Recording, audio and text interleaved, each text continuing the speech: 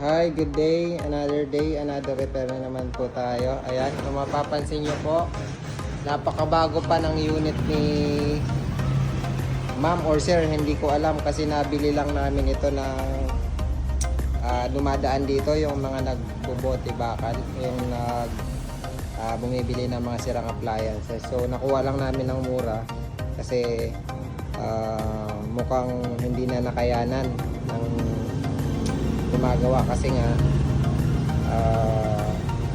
electronics na siya. Ibig sabihin po niyan, marami ang board na. So, chinek namin, sira na yung motor, yung IPM niya po.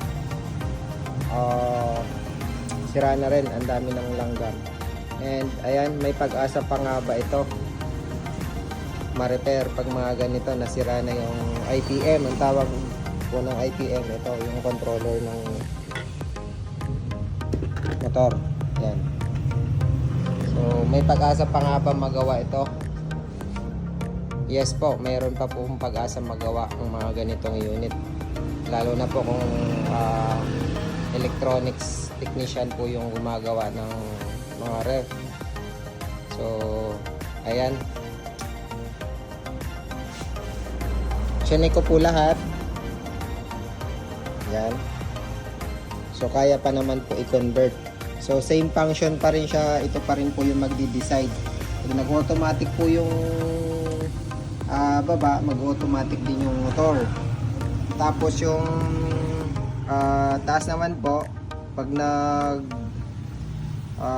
heater po, susunod pa rin po. Basta kung ano po yung dati niyang ginagawa or dati niyang function, same pa rin po. Ang magbabago lang po ay hindi na tayo gagamit ng inverter controller board. So magiging non-inverter na po yung unit, pero same function pa rin po. Ibig sabihin, wala po tayong babaguhin sa function niya. Pero na lang po magpapalit tayo ng motor na non-inverter. So ayan folks, pakita nyo. Masaksak mo. Ayan, bali wala na tayong ganito. Ayan. Ayan. Wala na po yan. Loob. Ayan. So sinaksak niya na. Ayan pa rin po yung board niya. Oh. Ayan. Ayan. Kung mapapansin nyo po, ayan, gumagana na po yung fan. Ayan, gumagana pa yung fan. Tapos ayan, may ano pa rin po siya, may fan din sa taas. So kukuha lang po tayo dito sa board niya, sa system board niya ng switching para po papuntang AC motor, para kung ano po yung trabaho niya dati ay magiging same function pa rin po siya. So magiging inverter grade na lang po siya. So, matipid pa rin naman sa kuryente kasi kung ano po yung function niya dati ay halos same pa rin po talaga. Kasi kukuha nga lang po tayo ng switching dito sa may board niya. So, ayan. 1 year pa lang po, sira na po yung unit. Napakaganda pa po. So ayan, napalitan na po namin ng motor. So ayan po yung motor niya. So pang one door po, kayang-kaya na po yan. So napakarami na nating unit na ginawang ganito. So gusto ko lang po ma-share po sa inyo na talagang pag ganito ang unit, wag lang po natin itapon. Lalo na po kung nasintensyahan na po ng ibang technician.